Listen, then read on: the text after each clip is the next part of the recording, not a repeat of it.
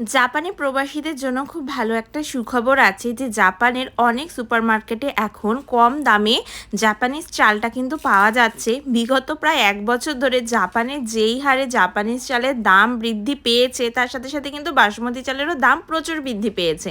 তো রিসেন্টলি প্রায় সব জায়গায় জাপানের বেশিরভাগই সুপারমার্কেটগুলোতে কম দামে চাল পাওয়া যাচ্ছে।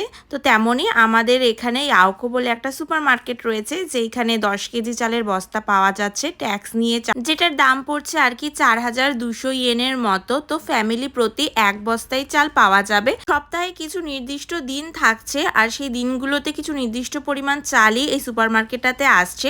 তো আজকে আসার কথা ছিল চাল, আমরা আগের দিন জেনে গিয়েছিলাম, সেই মতোই আমরা চলে এসেছিলাম আজকে একটা চাল নিতে। তো এখান থেকে আমরা একটা 10 কেজি চালের বস্তা নিলাম। তারপর এই দেখো আমরা চলে যাচ্ছি বাড়ি, আর তরিচান করছে খেলু খেলু। চলো তোমাদের সাথে দেখা হবে আরেকটা ব্লগে। Bye bye.